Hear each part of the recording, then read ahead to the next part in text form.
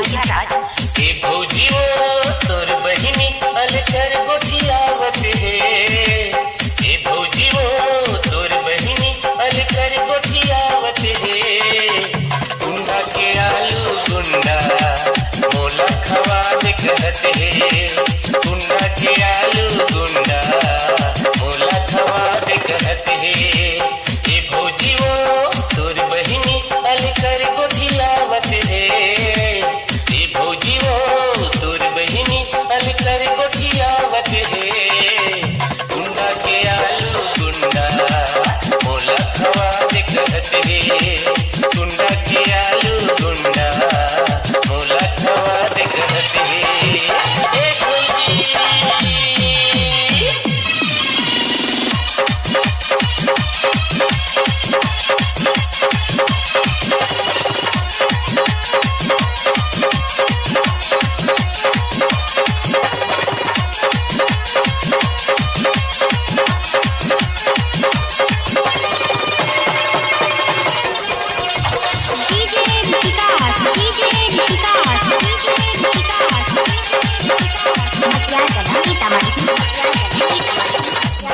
अयोध्या राज गुंडा के बाजार में भौजी होते दिन मंगलवार के। गुंडा के बाजार में भौजी होते दिन मंगलवार के।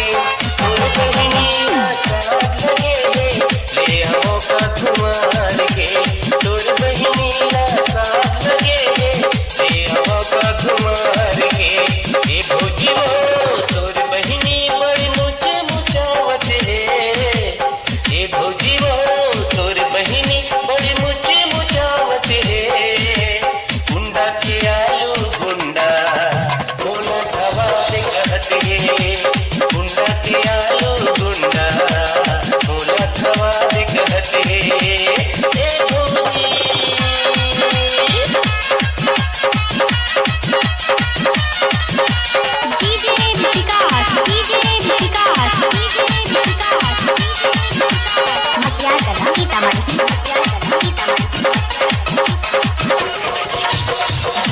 अयोध्या राज गुंडा के आलू गुंडा भौजी भारी हवे फेमस वो। गुंडा के आलू गुंडा भौजी भारी हवे फेमस वो। तोर बहिनी साथ लगे है ले आओ का खवा के वो।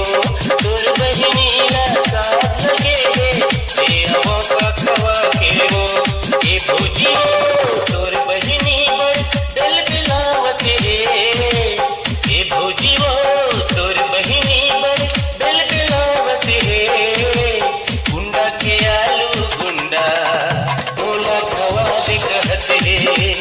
गुंडा के आलू गुंडा मोला खवा दे कहत है। ए भौजी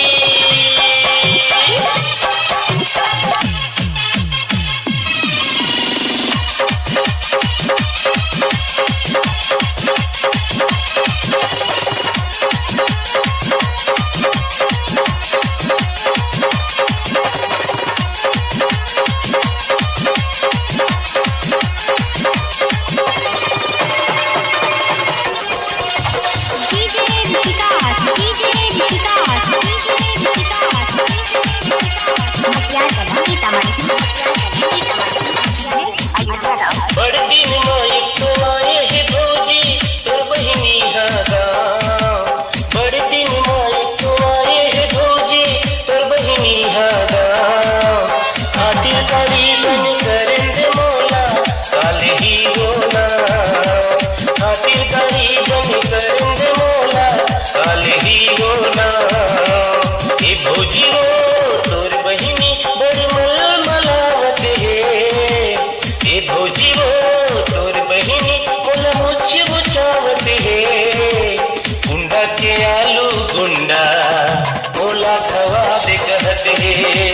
गुंडा के आलू गुंडा मोला खवा दे कहत है। गुंडा के आलू गुंडा मोला खवा दे कहत है।